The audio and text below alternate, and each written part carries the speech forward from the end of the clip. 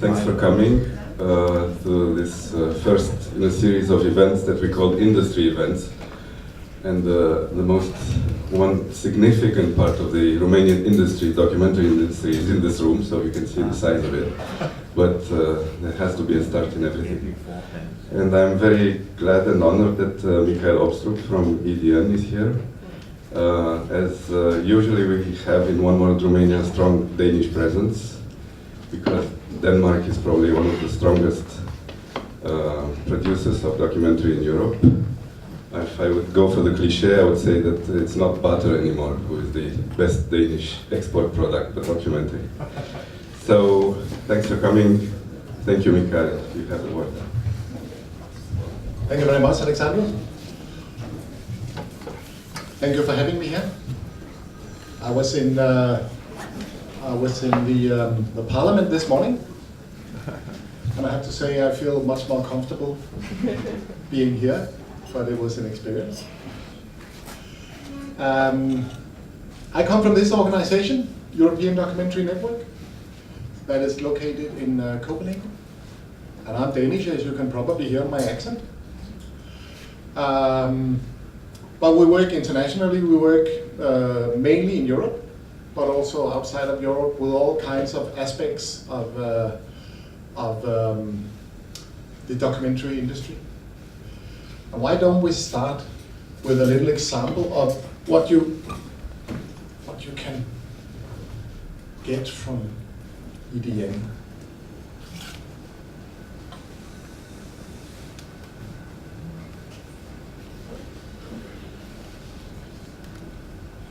Four minutes.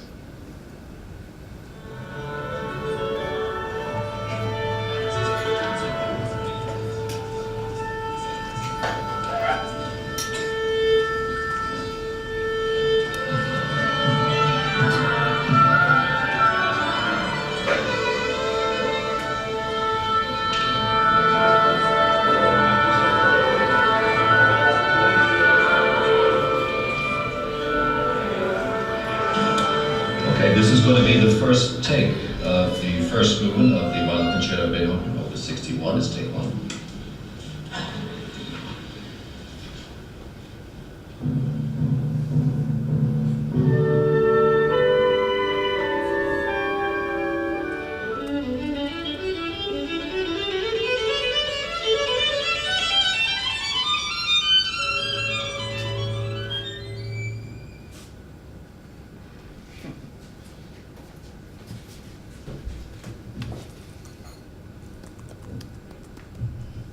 This has absolutely nothing to do with what we're going to talk about today, but I find it very inspiring.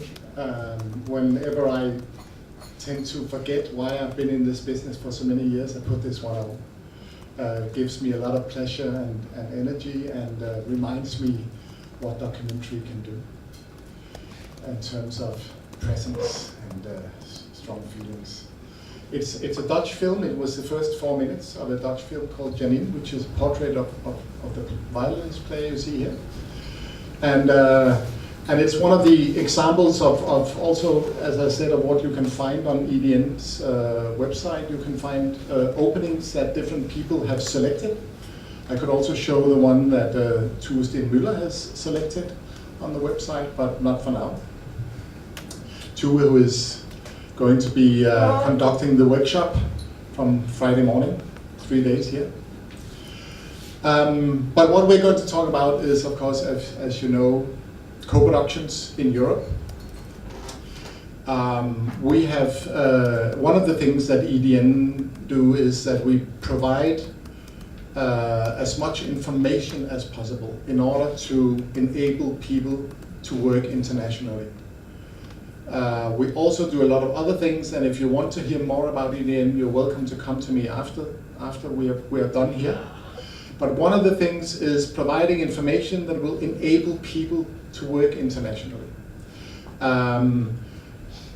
For instance, this one, the EDN Financing Guide, is a guide that we have made for many years. It holds all the broadcasters in Europe and also a lot of broadcasters outside of Europe.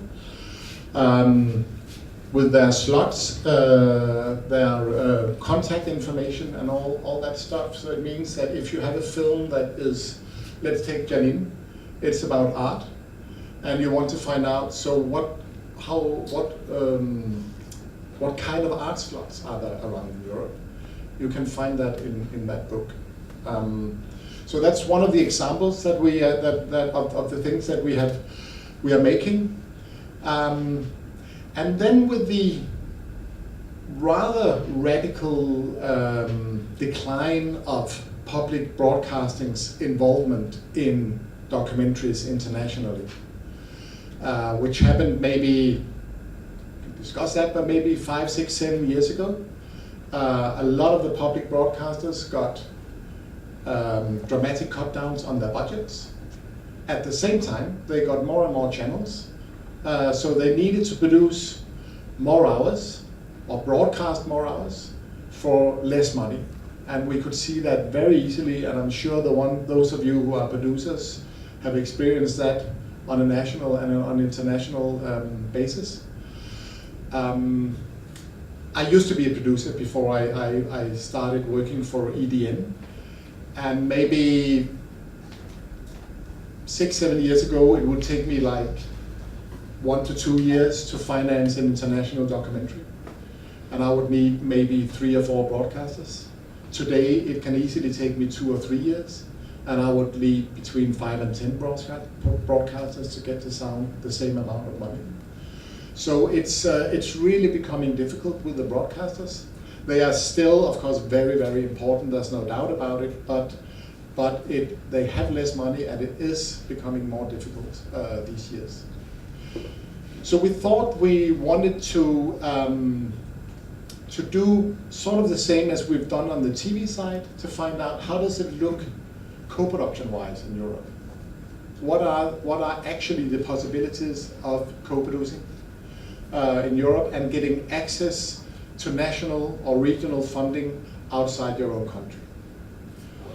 So we decided to collect that piece of information from 30 European countries through experienced producers from each country who gathered the information.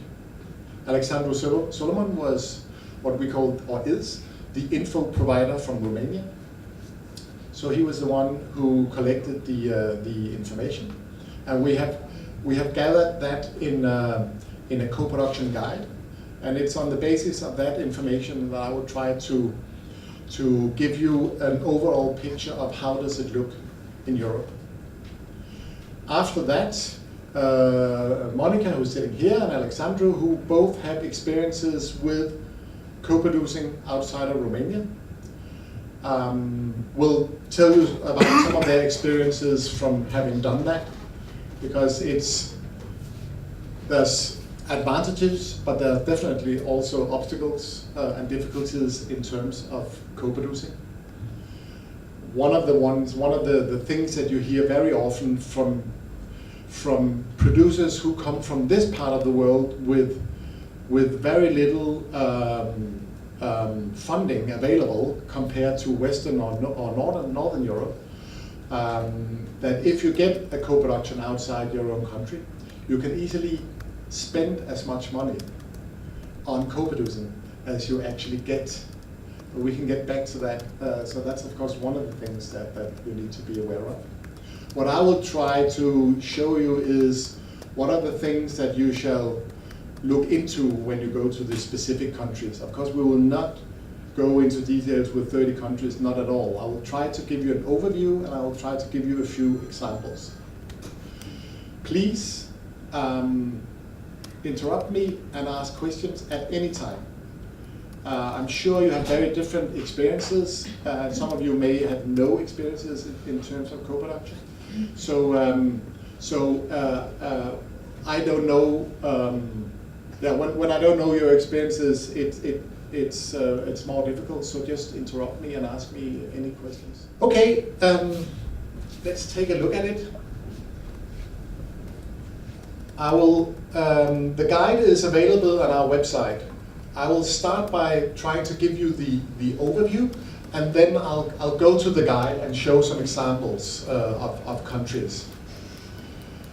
So the first thing maybe I should make clear is that what we're talking about when the word co-production are used in two different meanings of the word. Co-productions with another production company in another country, or co-producing with a broadcaster. We're going to focus on co-producing with another production company. It's two very different things.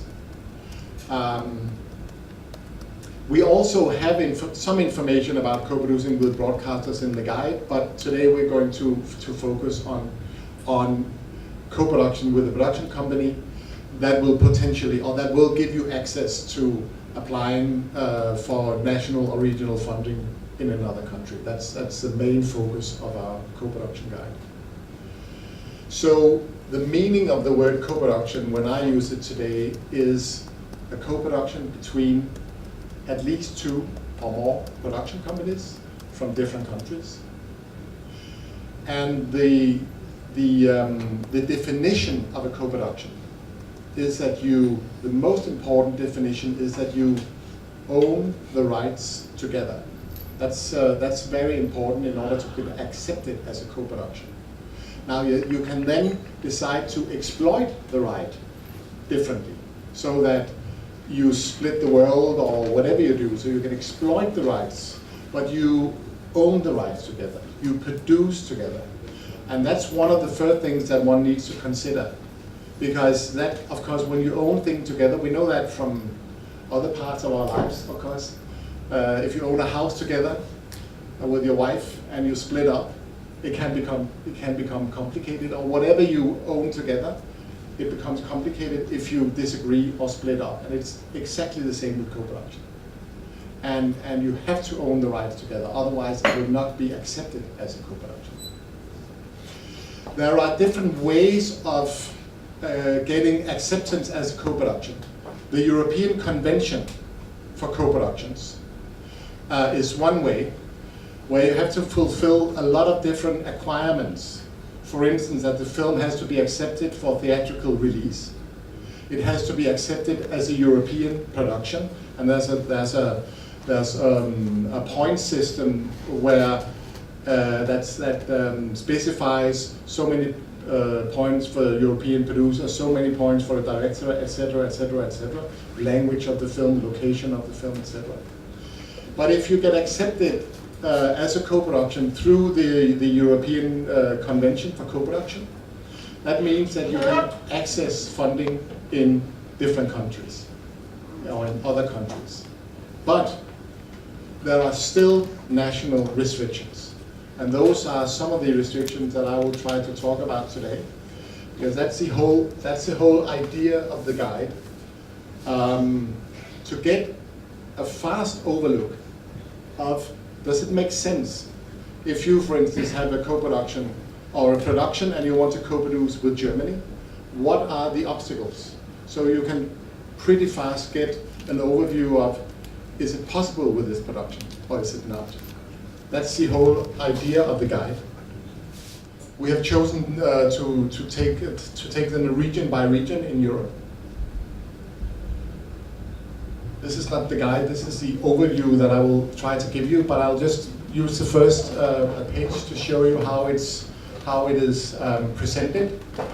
If we take production, Denmark, it means that in 1 year, Denmark, the Danish Film Institute, the national funding in Denmark, gives out 5,200,000 euros for producing documentary.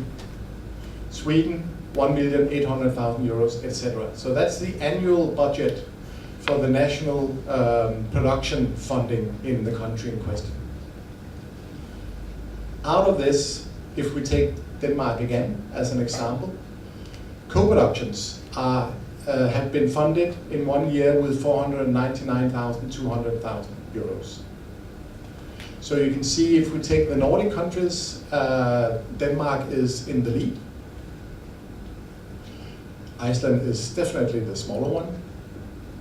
These co-productions have been the number of co-productions that have been funded are 9 in Denmark, 6 in Finland, etc.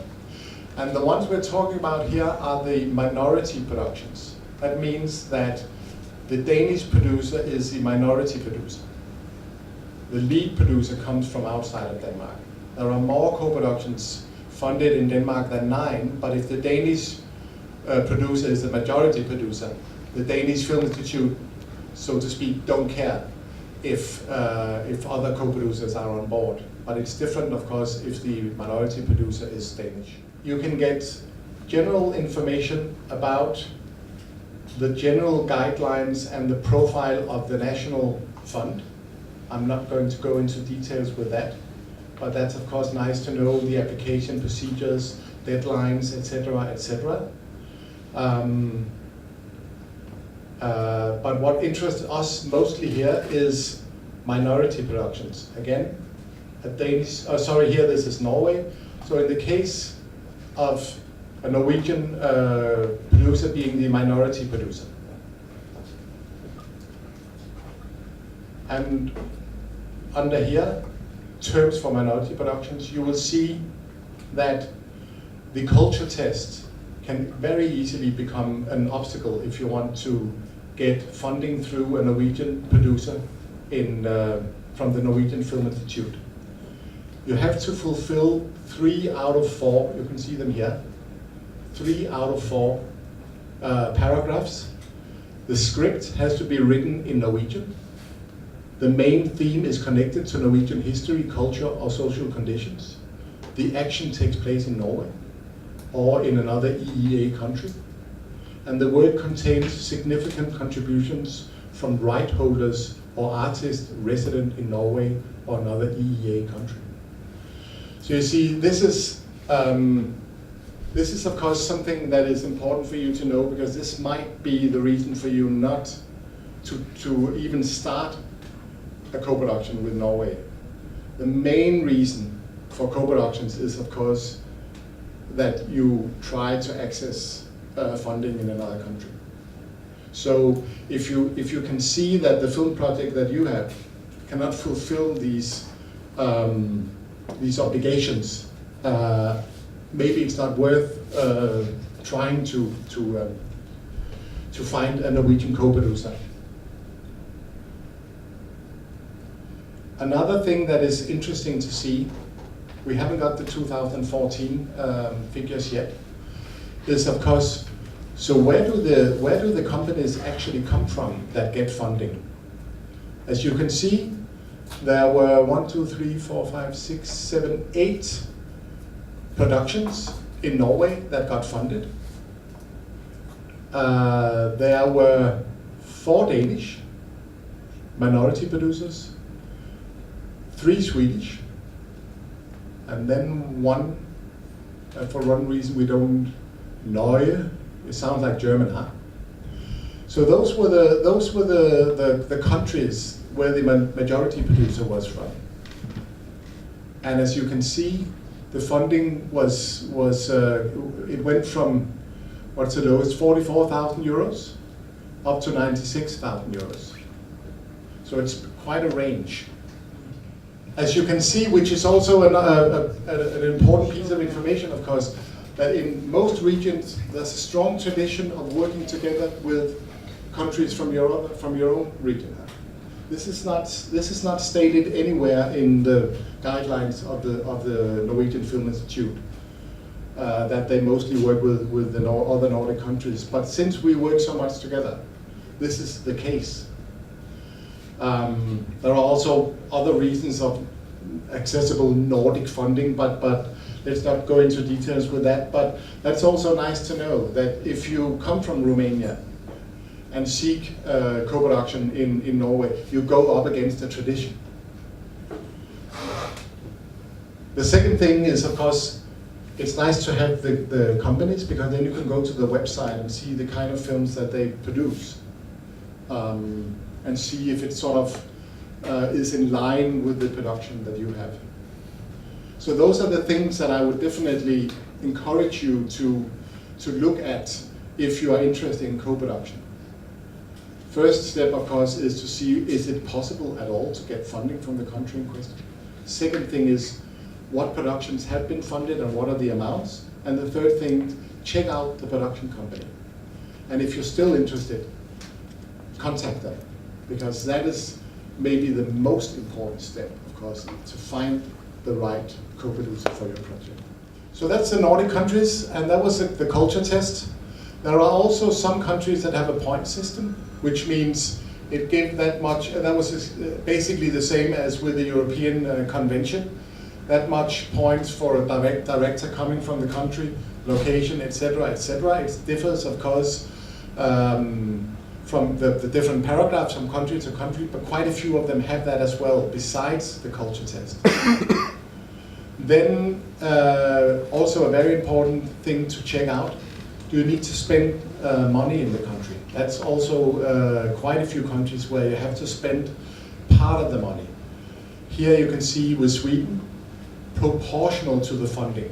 So it's not that specific, but it means that if you get whatever 50,000 euros from the Swedish Film Institute, they expect you to more or less spend the same amount in Sweden.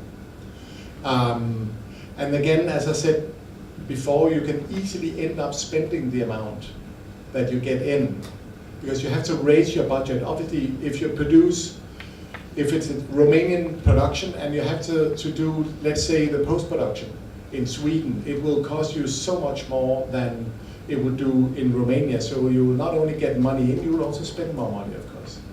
When I was still producing, I remember I got a request from a Russian filmmaker. And the film consultant at the Danish Film Institute was very interested in funding it, but we ended up saying no, because we found out that we would spend more money doing the co-production in Denmark than the funding that we would get from the Danish Film Institute. So that's, of course, a thing to check out as well.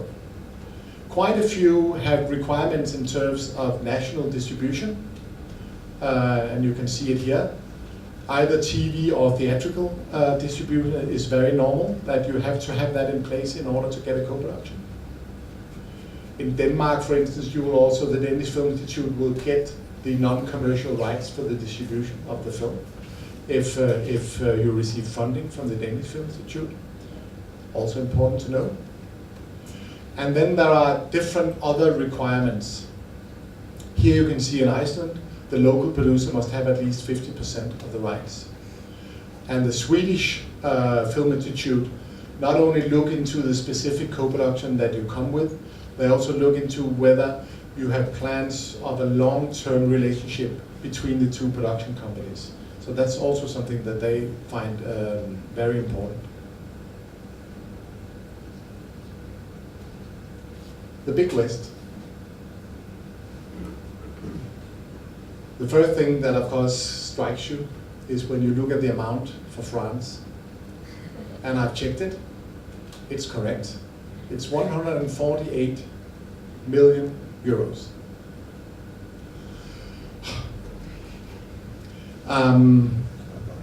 The main reason is that the CNC are engaged in French TV production. They fund 3,000 hours of TV production every year, together with the French broadcasters. Whereas if you go to, let me just get the figure right. No. If you go to the part of the French, the CNC, the national body in France, for the documentaries that are made for cinema, it's only 42. So it's, most of the money is not accessible, but it's a huge amount, of course. And on top of that, France has maybe 20 to 30 different funding, access to funding. So it's huge. Unfortunately, we haven't been able to get the figures for co-productions. We are dependent on, of course, the civil servants from the CNC, and they haven't spent time on that. Germany is much less. But this is only the national funding. If you include the regional funding, which is very big in Germany, it's 18 million euros, so it's more.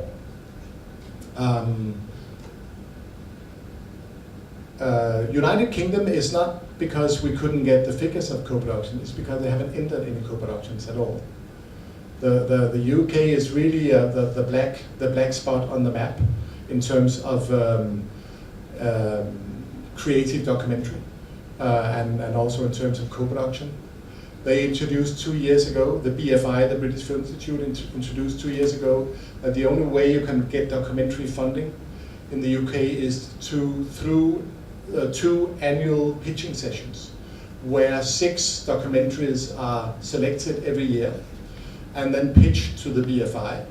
And in 2014, it was only 2 that were selected. And I'm talking about British documentaries. It's totally dominated by, still by the BBC, and Channel 4, but by public television productions. You need to have a German certificate and you need to have a UK certificate of origin in order to access the funding, which is basically the same demands as I talked about with the European Co-production Convention. They have point systems. There has, in France, there has to be a certain French share, and in Germany there has to be a minimum 30% German share of the funding.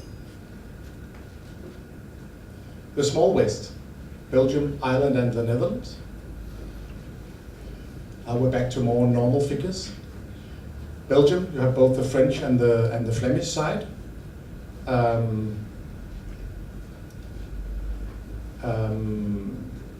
Again, culture tests in Ireland, for instance, a certain percentage has to take place in Ireland. The Netherlands, as the same as with Norway, but here it's 7 criteria and only you have to meet 2 of the criteria, so it's easier. But again, you would need to check it out. Reciprocity preferred, which means that if I, as a Danish producer, get co-production funding from Ireland, they would expect the Danish Film Institute to do the same, that I also co-produce an Irish production. Southern countries, and now it really gets depressing. Greece, Italy, Spain. Very little money, no co-productions. We do not have Portugal on board, but it would also be 0. We haven't got the information for Portugal, but that would be basically the same. So it's not very encouraging. Spain, for instance, they don't even have a national film institute or a film fund. It goes through the Ministry of Culture. So in Southern Europe, it's really uphill to get funding. Again, I should say this is national funding. For instance, in Italy, especially the northern regions have some quite strong regional funds, but still nothing compared to Western and Northern Europe. Central Europe.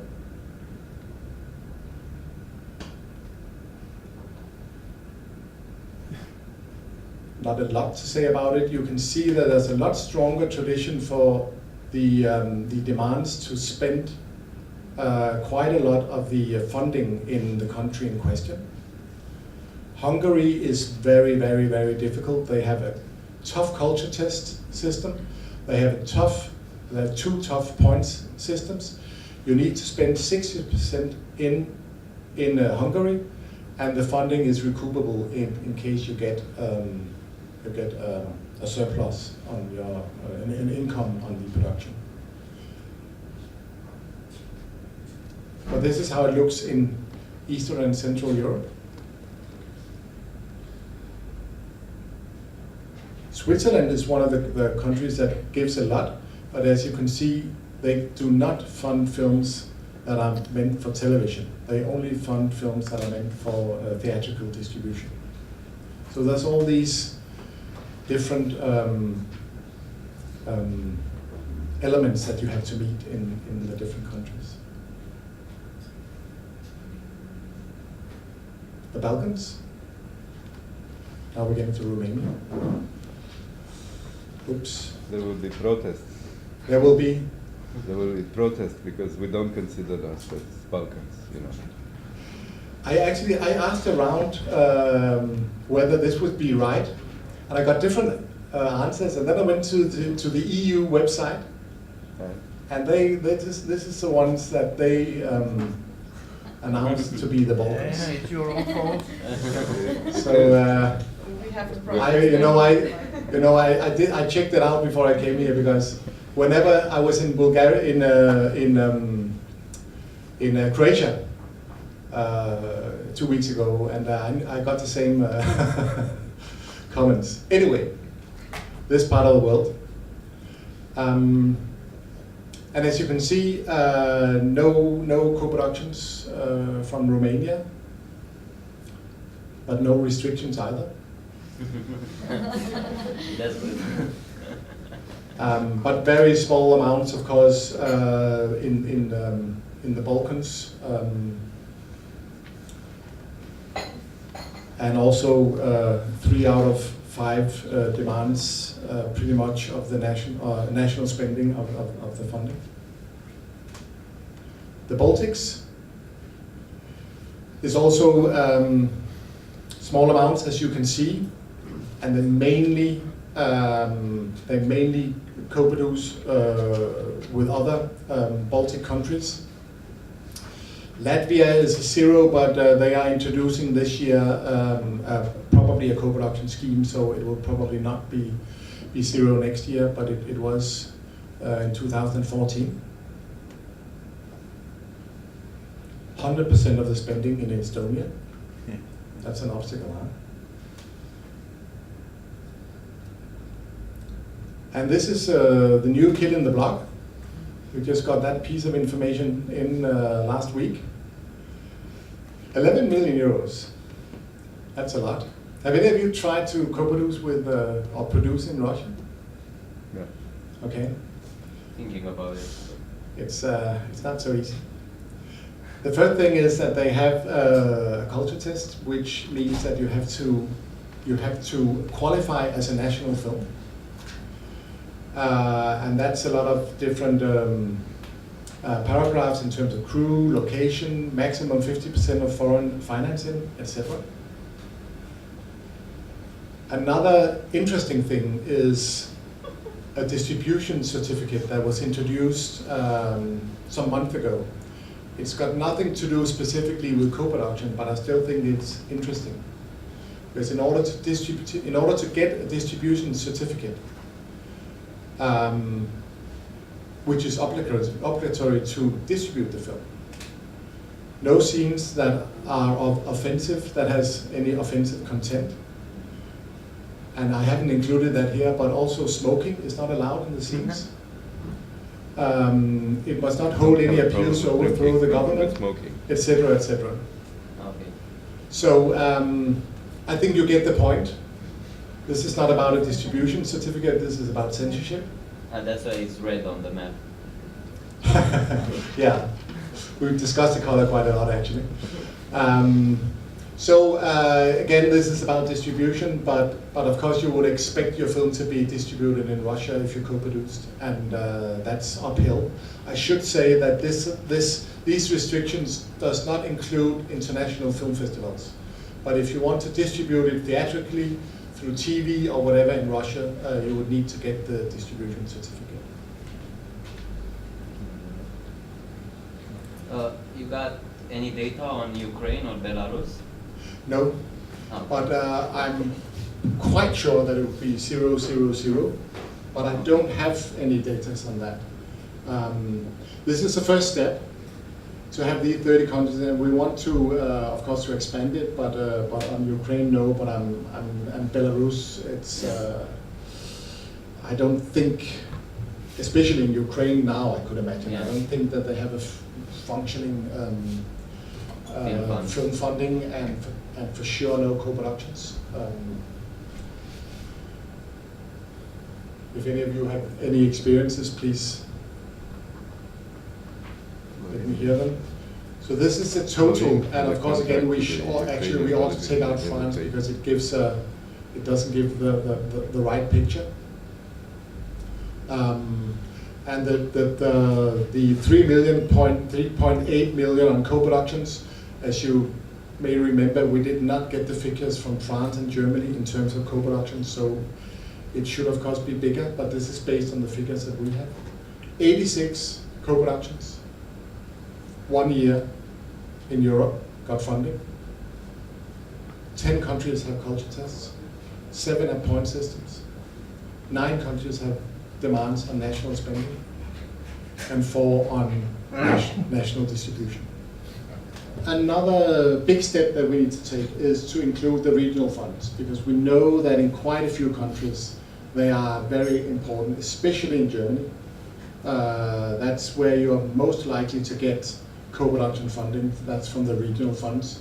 But a lot of them also have demands on at least 100 and quite often 150% of spending in the region in Germany where you get the funding from. You can say that we tried to get this information to find out 2 things: what are the obstacles, but also are there substantial funding in co-production? And you can say there is, of course, but there's a lot of producers who are trying to access it. You will definitely compete strongly with the national production companies in the country, of course. And as I said, you will often end up spending a lot of money. So there's a lot of money available, but it's not paradise to get them. And if you get them, it can get difficult. So I know I'm not painting a beautiful, optimistic picture, but I think I'm painting a rather realistic picture of how the co-production scene looks in Europe. Monica, should we start with you and the experiences that you had from co-producing? Sure. You want to come up here? Chuck Norris versus the US is one of them. Sorry? Yeah, versus communism. Versus communism. Yes, slip up the top. Yeah, so I've been producing features and documentaries. I'm Monica Lezurean-Gorgan. For now, I'm co-producing 2 documentaries. One is completed. It's called Chuck Norris versus Communism. It was in Sundance selected, and now it's in Hot Docs in Toronto, which is absolutely great and an honor for us. Tell me exactly what I mean. Because I can tell you for hours. Yeah. And the other one, so this is one that is completed, and the other one is in production, so we are shooting it. It's called Wood, or Green, Green, Green. It's a documentary on illegal wood trafficking and cutting forest and so on. And that one is a 3-country co-production, as Chuck Norris versus Communism, also it's a 3-country co-production. Well, I would like to hear what it took you to get the co-production in place, and the second one, what you got out of it, meaning what was the advantages and what was the obstacles that you had to fight with. Okay. So I have to mention Chuck Norris versus Communism. I am minority co-producer. I mean, minority producer. So I'm the co-producer. The project started in UK with 2 Romanians that left Romania, so they are living in UK now. So for that one, maybe not now, because of your question, I'm not going to go into too many details. I can talk about obstacles and obstacles again. Co-producing this documentary Wood about illegal logging So the idea started with me. I wanted very much to do on this topic, seeing what is happening in Romania.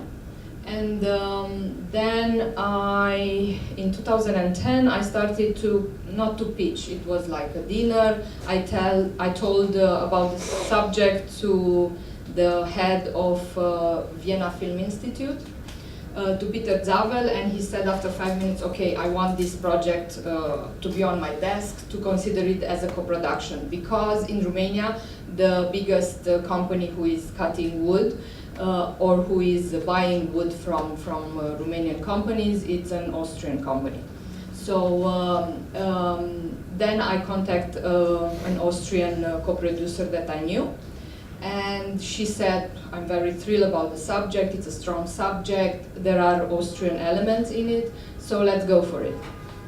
And then we realized, of course, the money are not enough, I mean, what we were thinking of, and we had Germany on board also. And in Romania, I managed to get very little money. How much is that? I was lucky to have media development support, 40,000 euro, and 56,000 euro production support from CNC, from our film fund. So from the majority producer with having the idea and everything, I became very fast minority co-producer, because Austria managed to get 4 times or 5 times more than I did in Romania. So that's the downside of co-production. And what did that mean in terms? So you started as a majority producer because it was originally your project. Yeah. And then they got more funding than you had from Yeah. Romania. So what did that mean in terms of your cooperation? What did it mean in terms of the rights, the sharing of the rights and stuff like that? Did it change your position? Well, yeah. Tell us about that. Yeah, because now I have like 22% of the film, and the rest is Austria and Germany. So, yeah. So that means that you get 22% of the income. Yeah. Whenever you sell the film. Yeah. Okay. Yeah. Yeah. So it's not easy to deal with that, and I was thinking how to do better next time, like how to avoid becoming a minority co-producer for a project that I initiated.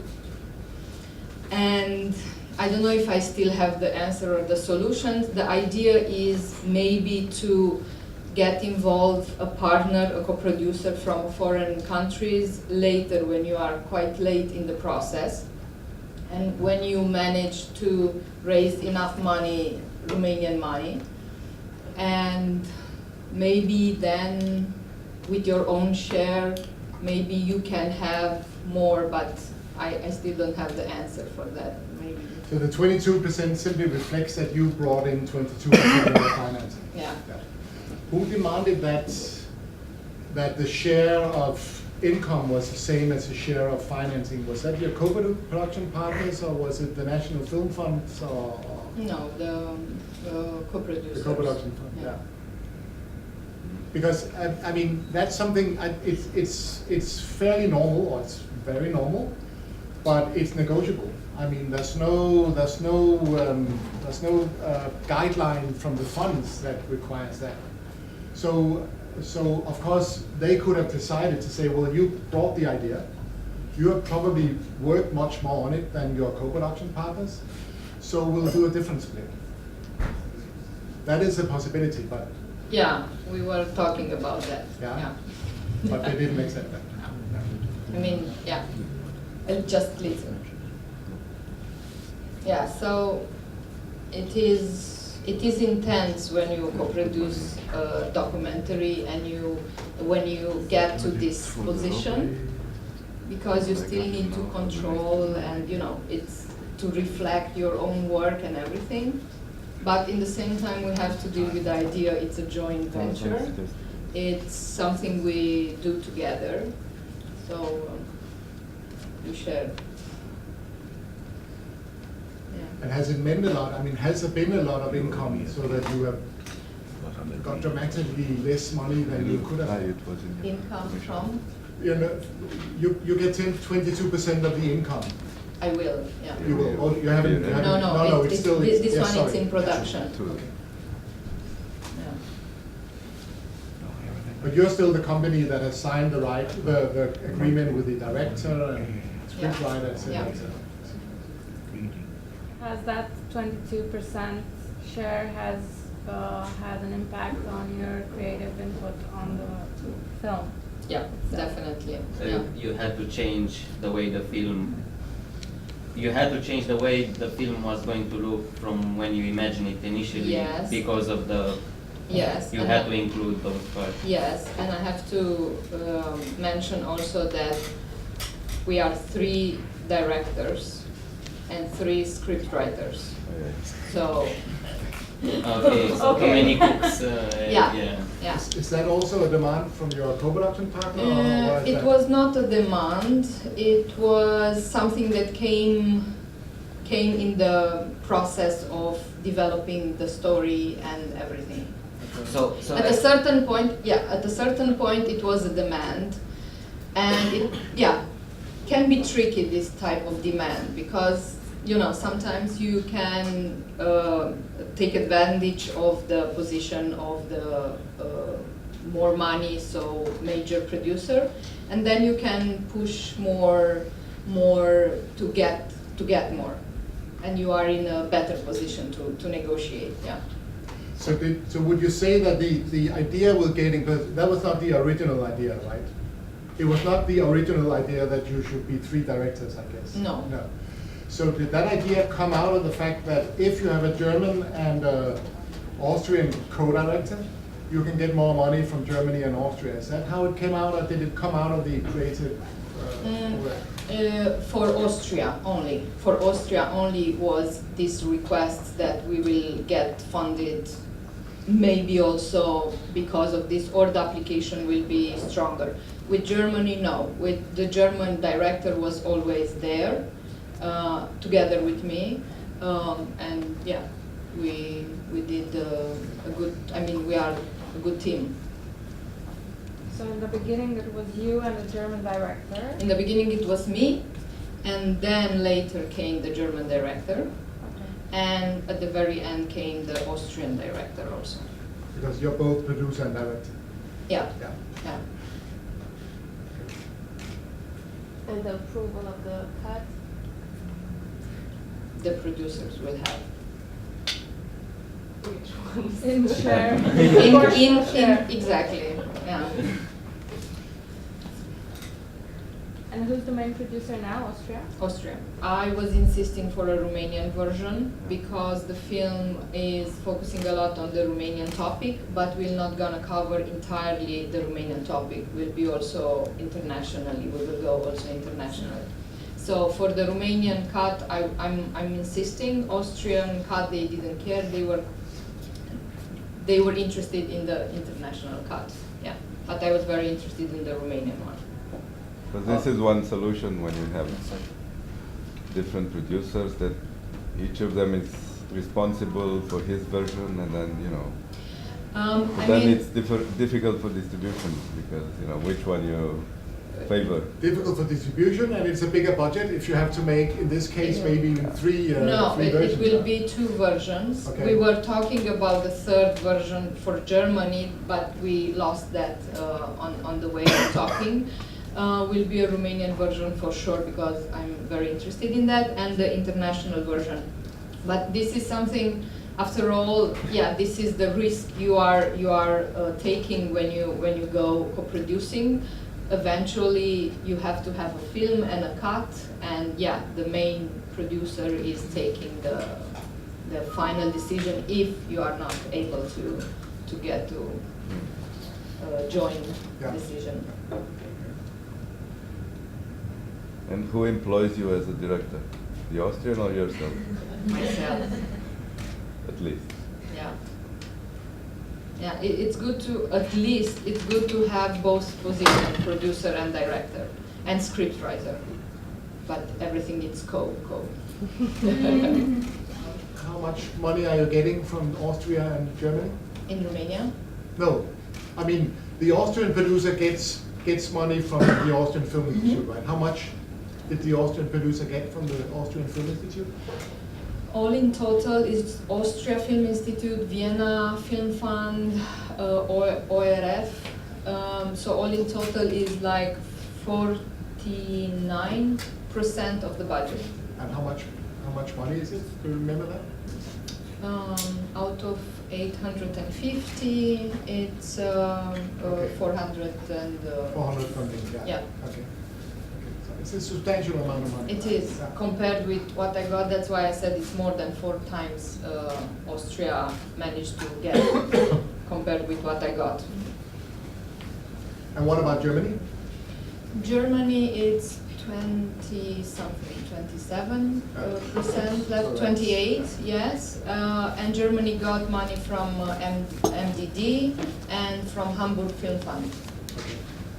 And that means that you have to spend Yep. money in the region of Yeah. Hamburg?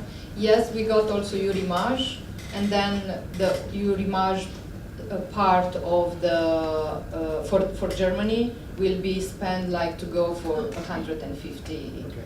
the needed the requirements for the region. Yeah. I didn't get if you started looking for co-production before you got the Romanian funding or afterwards. Very before. Okay.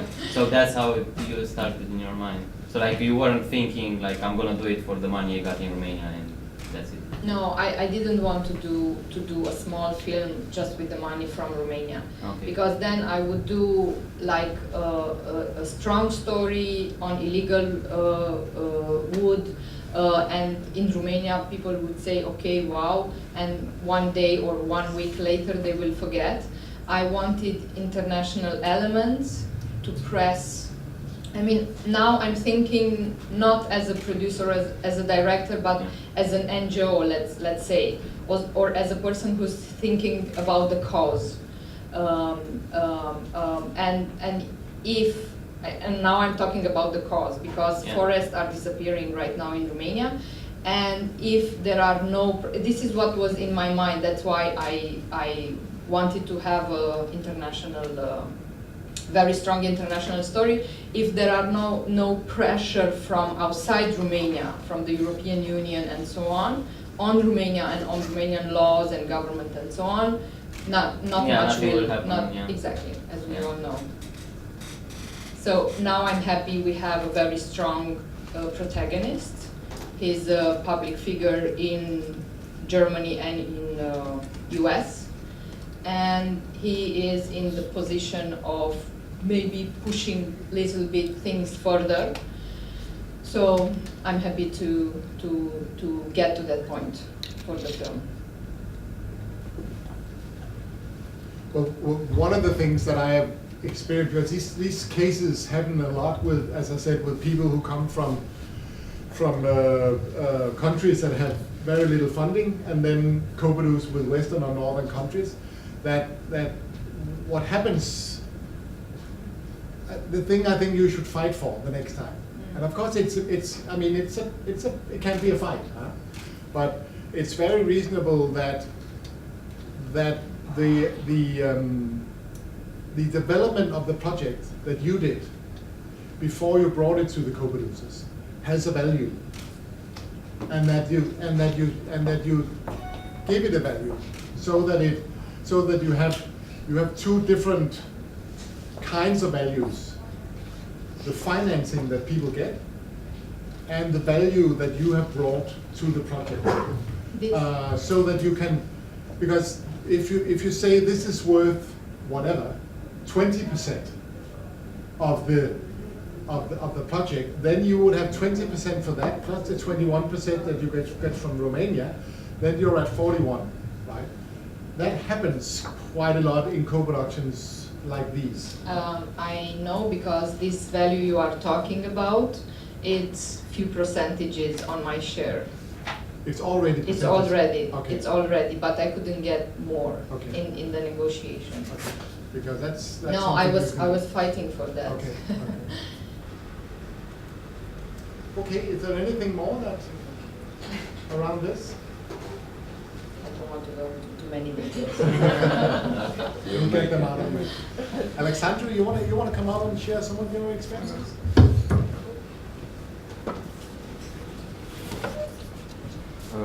You mind if I sit? No. Sorry, Monica, I did not. Yeah, I should come over the chair.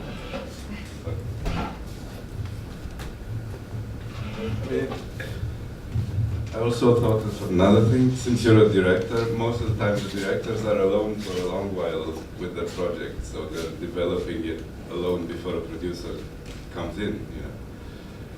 And it's not my case because I'm a producer, so I wear like you two hats. But once, if you're a director and you're alone with a project, then you should keep a percentage of the shares in the film, ideally, when you start talking about this, because you've been investing, you know, risk, time, work in this project before the producer comes in.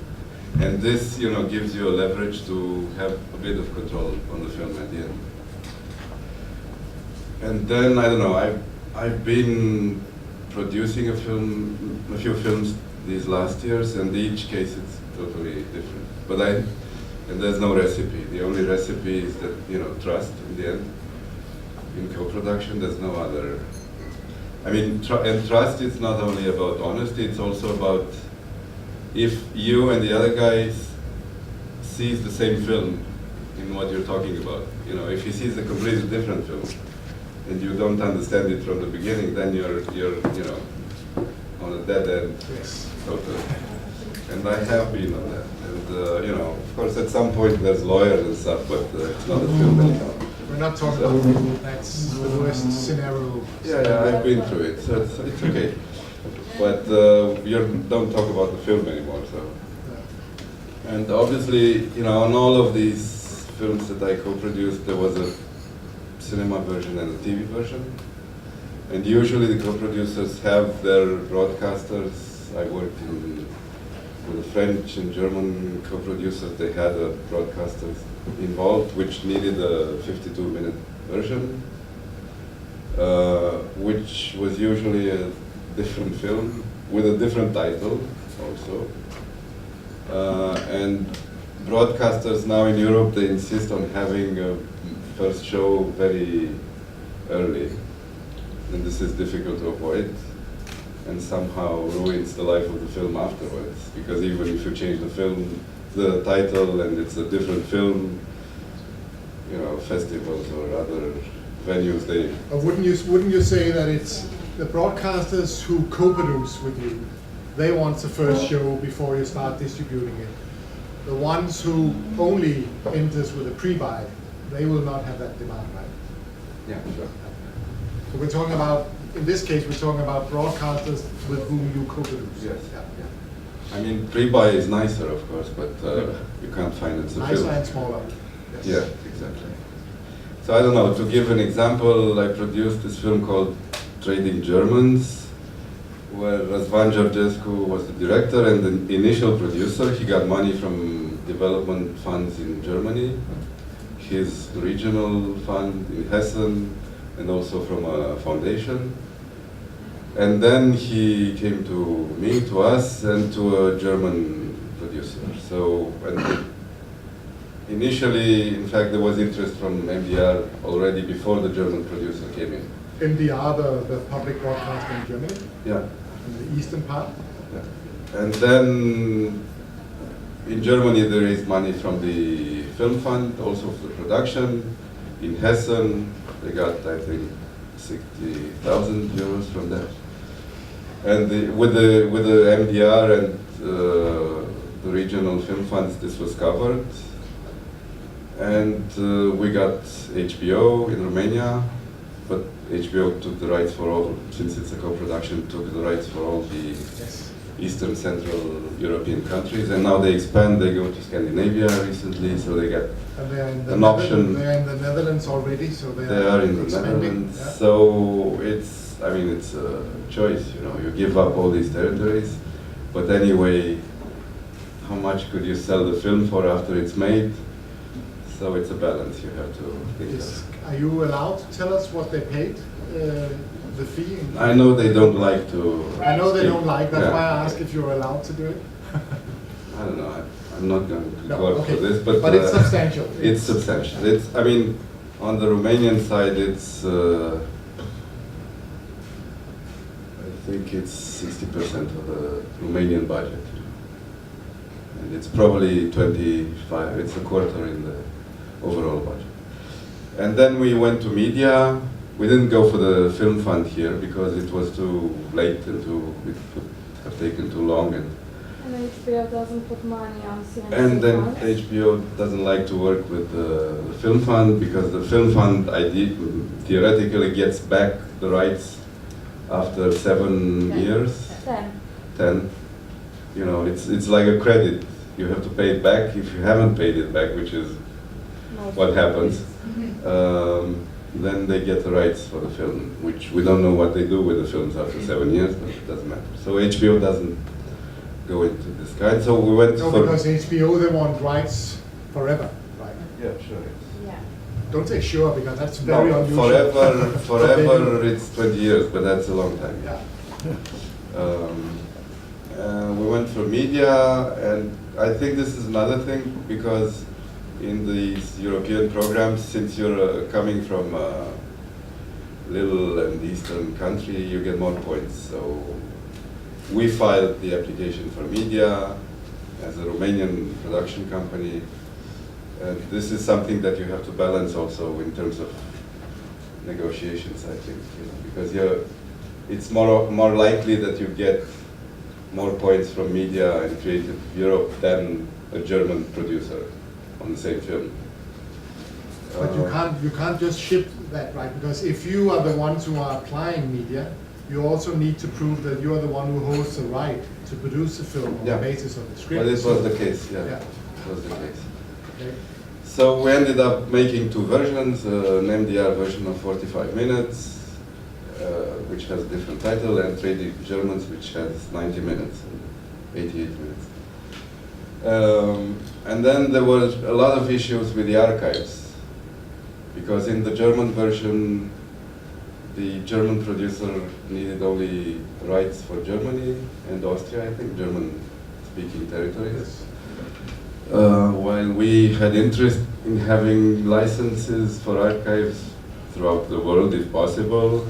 The more you get in the beginning, the easier it is, because after, if you go back and you have German territories, then you go back for the rest of Europe, the archives will, charge you a lot for this. So we had different interests in this, because we wanted an international version that would circulate, have the archives licensed. There was a lot of archives, and different, German, British, Romanian, and we dealt only with the Romanian archives. So at some point we had licensing in a film which was international. We had licensing that was only TV, licensing only for Europe, and licensing only for German-speaking territories. So this was a mess. It's like the film is killed in the end, because. But we struggled, and finally we have rights for European territory and TV and cinema. So yeah. But it sounds like I mean, there were a lot of different obstacles. I can of course hear that, but the obstacles that was related to the fact that it was a co-production, that has nothing to do with the archives, right? So in terms of a co-production, was it worth it? What were the good things and the bad things about it? I think, yeah, we couldn't have made the film with the money that we raised in Romania. That's obvious. It's that's an argument in itself. It's That stands yeah, alone. sure. The only one. Yeah. It's true that there is you speak about European countries, Romania, Germany, and my experiences in France.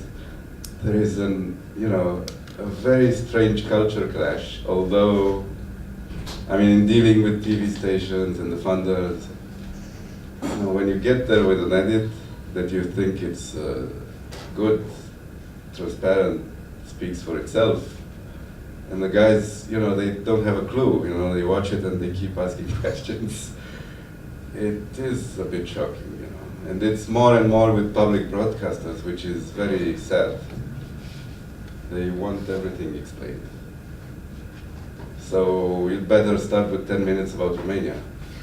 Yeah. Where is it located? Maybe a map, and then, you know, who's it's depressing. Yeah. It's not a win-win thing. Yeah, but if he's not there to stand for the film, as the director wants it, and as you as the producer feel it should be, then okay. The broadcaster makes those films. You'd better take your signature out, and then it's okay.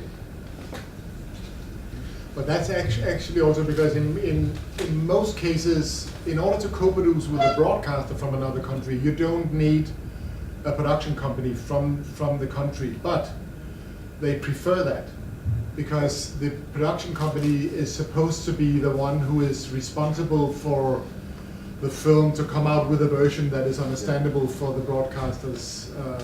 But audience, right? for the film funding, you need a production company. For the film funds you do. I'm just Yeah. mentioning that Yeah. you don't need it in terms of a broadcaster, but they really prefer to have a local. They do prefer, and in this case, we had to have a producer for the film fund. Yeah, of course. And then there's, I mean, on the series Farewell Comrades, which was a big European mini-series between, I don't know, 12 countries in Europe. It was much clearer because, you know, we had the Romanian production part. We brought what was in-kind, mainly in-kind investment, which was the Romanian archives. We dealt with the television and the film archives of this. We had our share, which was the rights in Romania and Moldova, I think. We kept that, and this was clear, you know. It was like clear cut, but it's a different product. And we didn't have to deal with the broadcasters because the public broadcaster here has not yet, you know, any, let's say, strategy in terms of content. How was it with the cut and the title, renaming the film? Yeah. Did you make like two distinctive productions? I don't know how to say it. Did you make another contract, another co-production contract? No, in the co-production contract we had the German version for which the German producer was responsible, and we had the international version for which we were responsible. Okay, so does that separate also in terms of financing or just? Not really, because the filming was done in Romania, most of it, and we were responsible for covering the filming costs and also for covering the editing costs for the long version. Okay, so it was mainly like a distribution, like a format of distribution, or separating it from the production stage. Yeah. It was more like after complete. It was part Well, of it the was separated premiere in or- what we were supposed to spend for what, and So for it which. was separated. I mean, the two versions had Yeah. the same budget, but we Okay. paid for the filming part and the editing of the long version, and they paid for the international archives and the editing of the German version. But there's a lot of unexpected things that you know come up that you haven't thought of. So what happens with the director in all of this? Like, what happens if they just want to make another version of the film that is going to be all over the whatever Europe world? Who would? Well, you say that, for example, the Germans have the right to make the shorter version of the film. Does the director needs to participate in doing of this shorter version of the film? Yeah, it's in his contract. But in this, I mean, it was clear from the beginning that he will make two versions, and that he would be forced to do a short version before the longer one, which is not an easy task. It's better to do it. Well, like first he had to do the short one. And Yeah, then yeah, the long well, one. That's But I had to do that on Capitalism also. I first had to do a 50-minute version, and then I did mine. And what happened with yours? Did you have to like show yours in the festival wherever you wanted, or it was their shorter version? They don't care about it. The short version is a It's TV just for thing. TV. Yeah. so you do But whatever it- you want with your version.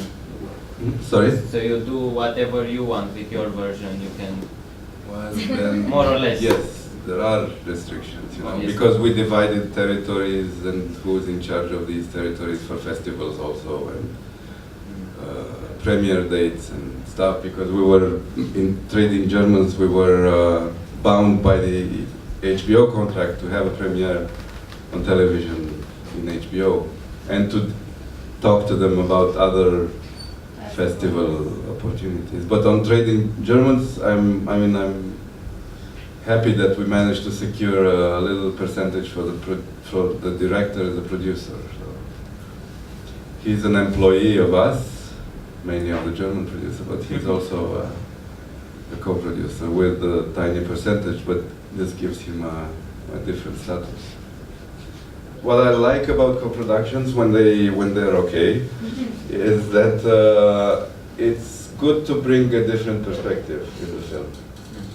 It could be a small film only if you don't have this distance, because you're submerged in this Romanian pool that is sometimes toxic, and then it's good to have like a little mirror somewhere else.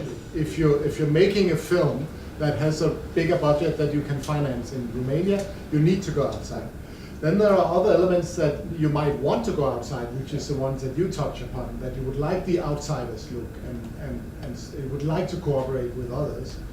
But a film with a small budget can of course be a big film. and so I think there's no necessity in that sense to go outside unless it's because of these two reasons. The money, and you want to cooperate with people outside. And because exposure afterwards. It gives. Then it can also be a production strategy, of course, for both the director and the producer, that you want to be exposed, and it will make you easier the next time you want to make a film. That's, of course, another element. Also I want about to- the topic, yes. Also about the topic, yeah. But I think it's actually, when we talk about co-productions or international productions, I would definitely mostly do it if it was part of my strategy, both as a director and as a producer, because the first time it's rather likely the first co-production that you will end up spending so much time that maybe at the end you felt it wasn't worth it. Yeah. But then you have invested in finding partners out there that makes the next one so much easier. I just want to mention, because now of course we touch a lot upon the problems in terms of co-productions. I have been involved in fantastic co-productions. That was a pure pleasure, and have had some production companies that I've worked with where we hardly signed a paper. I usually don't say that publicly because you're not supposed to do that, of course. But that was just people that I've worked with and I trusted, and it just went wonderful. So that should be mentioned as well in this context, I think. I mean, I've been working with the same French co-producer for the last 4 films. And now for the next one that I'm making, Tarzan's Testicles, there's no broadcaster in it, but because we have a French co-producer, he was successful with their film fund, with CNC, then it's the regional fund that came in, then it's a reimage, and the film is financed. It took 3 years, but meanwhile I forgot what I wanted, but it's okay. But I would also mention to your remark what happens to the director, because I think it's a very relevant question, because you can easily get lost. You can get lost in a national production. It's even easier to get lost in an international production. When I was producing and I made the director's agreement, I always had the budget as part of as an amendment to the director's agreement. I would always have the financing plan as an amendment for obvious reasons. So that's no surprises in terms of what are the conditions that we're producing on. And the financing plan, of course, represents the potential different versions, the different audience that you are addressing with your film. Extremely important. So that it's it's upfront. It's not, by the way, we need to make a 52-minute version for the German audience. I mean, that would be very irresponsible from the producer side. Right? We all know when you make a budget, there's a lot of lines in the budget that will be never spent, and there's a lot of lines in the budget that are not there. Because, I mean, not a lot, but if it's well done, then it's not a lot. But there's always things that come up and that you decide to spend. However, if you of course, there's always things that come up, but the budget represents the agreement that you started out on, and if other things come up, I mean, changes to the budget would also be shown to the director. What I mean is that the positive changes to the budget, which is meaning underspending, they're always agreed upon. That's easy. I think we have to wind it up, but you had one remark? No, it was you, yes. I wanted to ask, as you talked before, like small film, big film, like how do you, because I imagine you have the experience of thinking a film with a small budget and then realizing that you can do it for a little bit more and looking for more. And maybe you can tell us about the process from a production and maybe a director's point of view of transitioning from so-called small film to something more ambitious and finding funding for that. I did a survey for the Producers Association in Denmark a couple of years ago, where I looked into the economy of 3 different films: a small national Danish film, a bigger Danish film that was very successful commercially, theatrically selling, and one that was very successful on festivals. And it showed out that the one with the healthiest economy was a small Danish production. Then it turned out that the sales on the other productions, the bigger productions, gave a bigger income, but that they couldn't know that at all from the very beginning. So that, I think that was interesting to see that from the original budget and the original financing plan, the healthiest economy was with the small production and not with the bigger ones. In terms of, I have been involved in that, and it's, I would say where I burned my fingers most was when I did not know what it meant that we went from a small film to a bigger film, and for instance went into the German market. We signed out with a German co-producer that we didn't know beforehand. It turned out to be a catastrophe. We didn't know what the demands was from the German market in particular, and stuff like that.